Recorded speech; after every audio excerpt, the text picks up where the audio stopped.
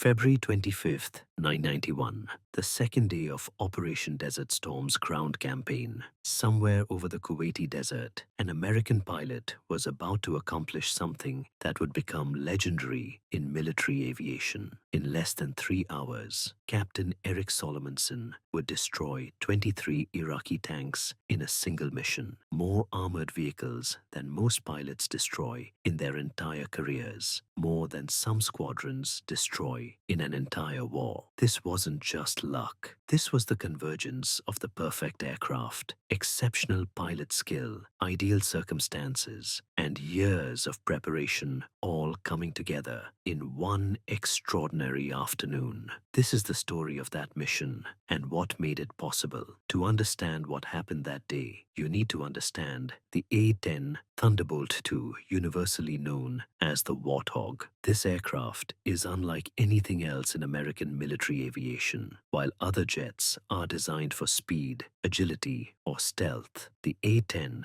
was built for one purpose: destroying enemy armor. The A-10 was literally designed around its gun. The WWII Avenger is a 7-barrel rotary cannon that fires 30mm depleted uranium rounds at up to 200 rounds per minute. Each round weighs about a pound, and the depleted uranium penetrators can slice through tank armor with devastating effectiveness. When this gun fires, it produces a distinctive deep BRRT sound that became iconic during the Gulf War. For Iraqi tank crews, that sound meant certain death. The recoil from the WWII is so powerful, it actually slows the aircraft down. Pilots have to add throttle while firing to compensate. This is a gun so large that the aircraft was essentially built around it, not the other way around. But the A-10 is more than just a flying gun. It's a tank that flies. The cockpit is surrounded by a titanium bathtub, armor plating that can withstand direct hits from 23mm anti-aircraft fire.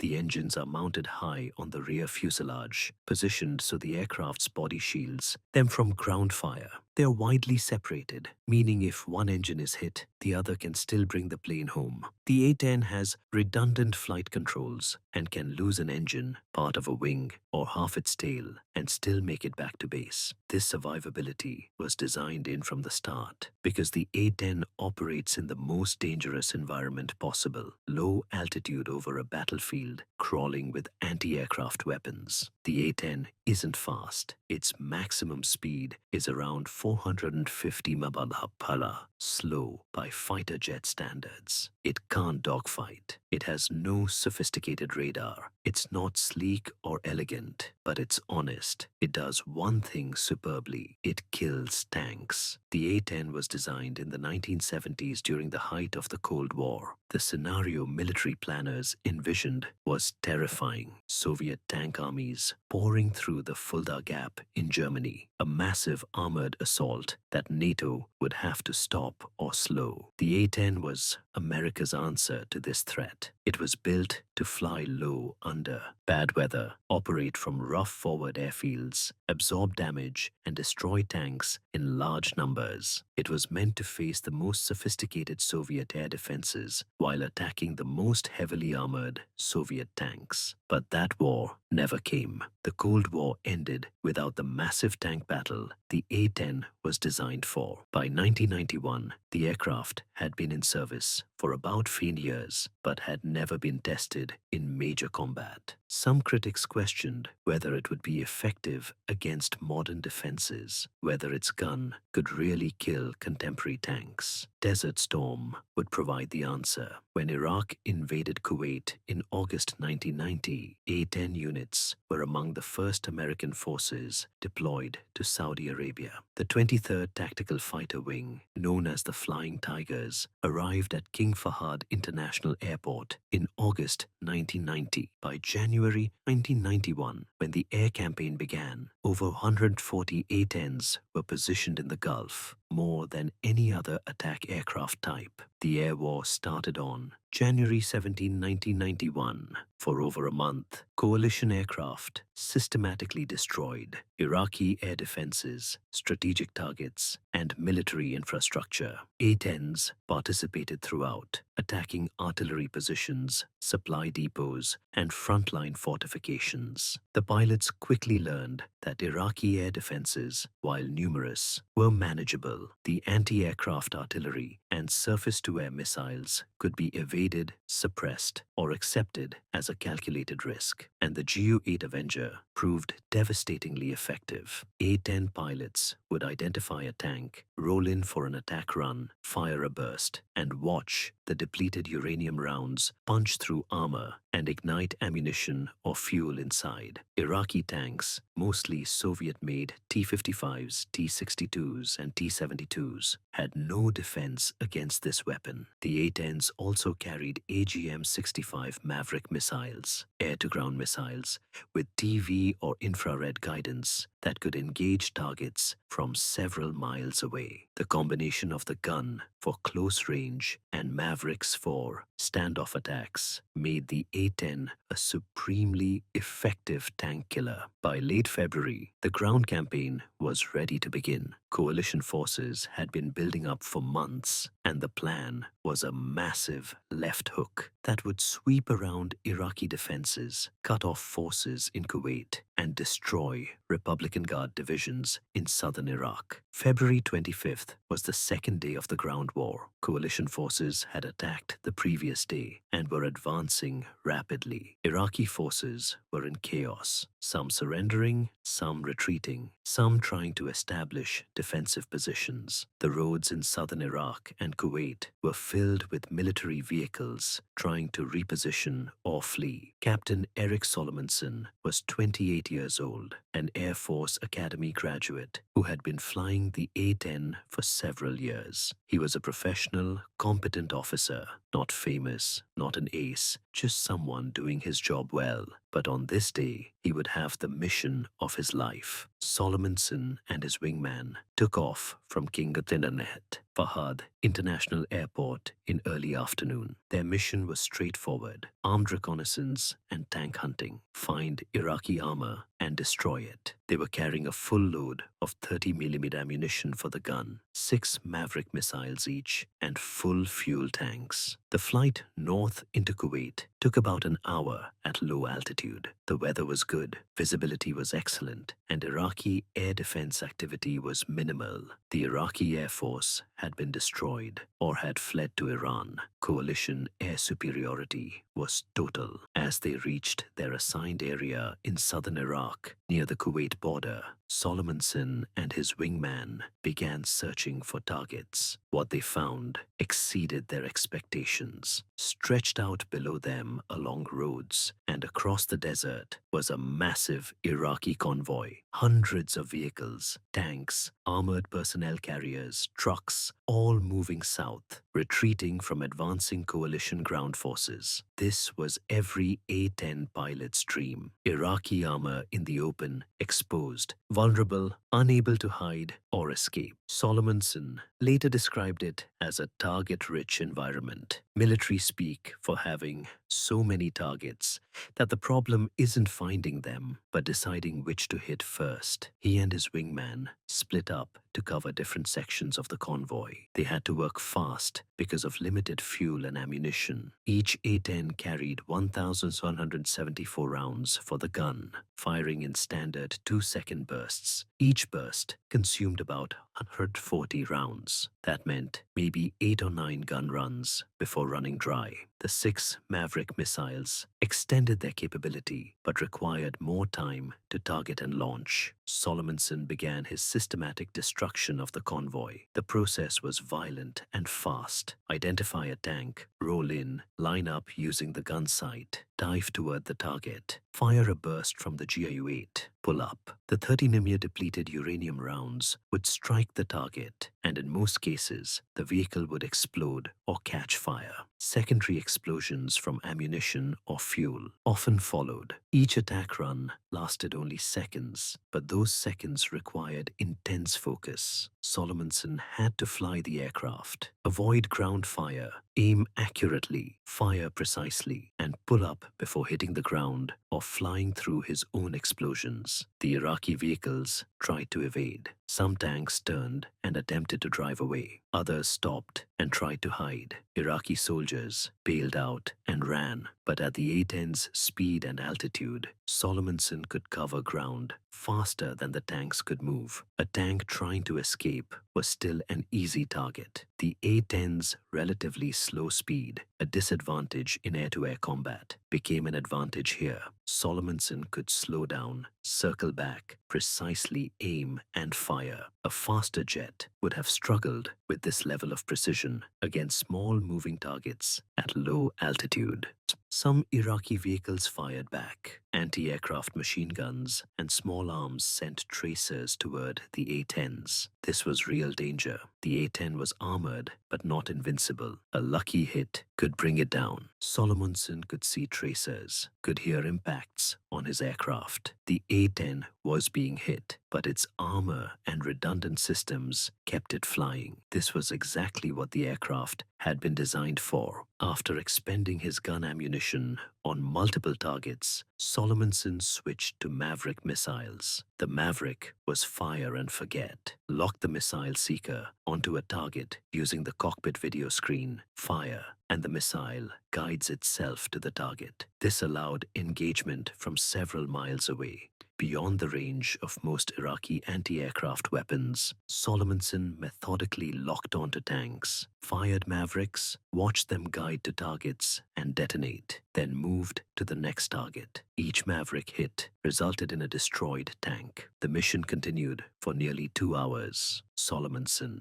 and his wingman worked systematically through the convoy, coordinating to avoid hitting the same targets, maximizing their effectiveness. They had to manage fuel carefully, always keeping enough reserve to return to base. They had to maintain situational awareness, watch for threats, communicate, avoid friendly forces. Finally, with ammunition expended and fuel running low, they broke off the attack and headed back to King Fahd. The flight back was tense. Solomonson's aircraft had taken hits. Systems were damaged, but still functioning. The aircraft was still flying, a testament to its robust design. After landing, inspectors found multiple holes from ground fire. Some systems were damaged, but the A-10 had brought its pilot home safely. This was what the Warthog was built to do. Meanwhile, intelligence officers began confirming kills using gun camera footage, mission reports, and battle damage assessment. The A-10's gun camera recorded each attack run, showing what the pilot targeted and whether it was destroyed. The count that came back stunned everyone. Captain Eric Solomonson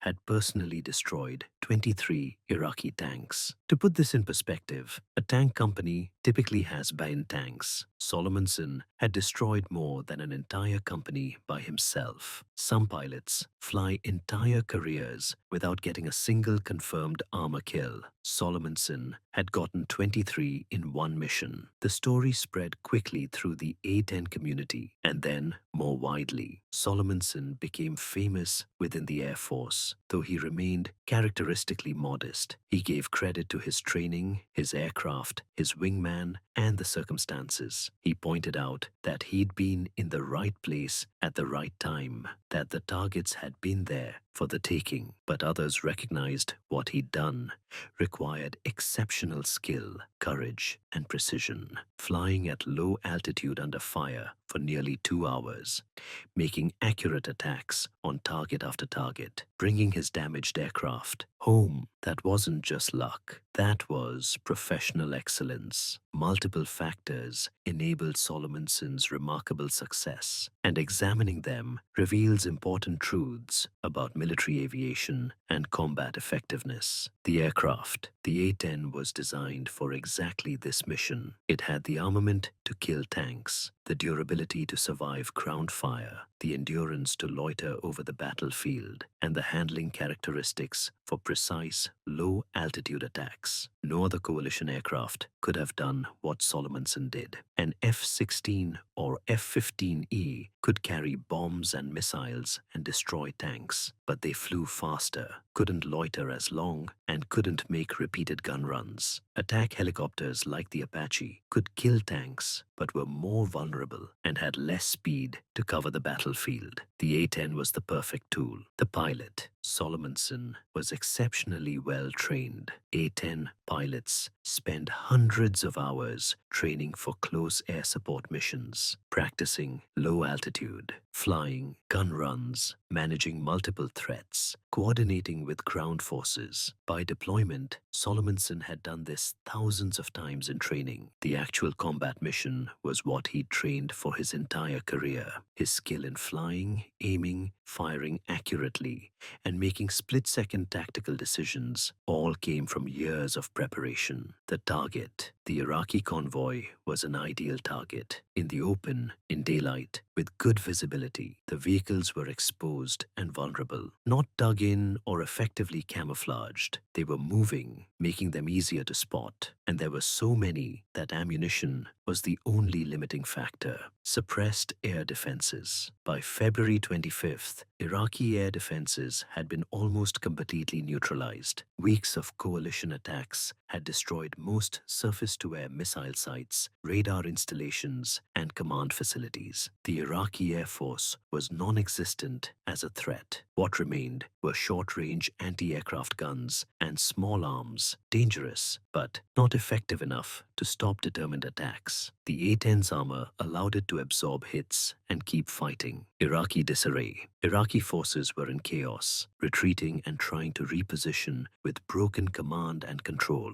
They couldn't coordinate defense, call in air support, or organize coherent responses. Individual vehicles were on their own, making them easy targets. Aggression. Solomonson attacked aggressively, pressing attacks despite ground fire. This aggressive approach, characteristic of A-10 pilots, gave Iraqi forces no time to react effectively. Vehicles were exploding around them, and the instinct was to flee rather than fight back effectively. Solomonson's mission wasn't unique in the sense that other A-10 pilots also had highly successful Desert Storm missions. The A-10 force destroyed over 1,000 Iraqi tanks, over 2,000 other military vehicles, and hundreds of artillery pieces. These numbers far exceeded any other aircraft type. A-10 pilots flew over 8,000 sorties during Desert Storm, about half of all close air support missions flown. They operated in the most dangerous environment and delivered devastating results. But Solomonson's 23 tanks in a single mission stood out, even among impressive A-10 statistics. It was the single most successful tank-killing mission of the war and became a case study in effective A-10 employment. The A-10's success in Desert Storm silenced its critics. Only 5 A-10s were lost in combat, a remarkably low rate given how many missions they flew and how dangerous their role was. The survivability designed into the aircraft proved real.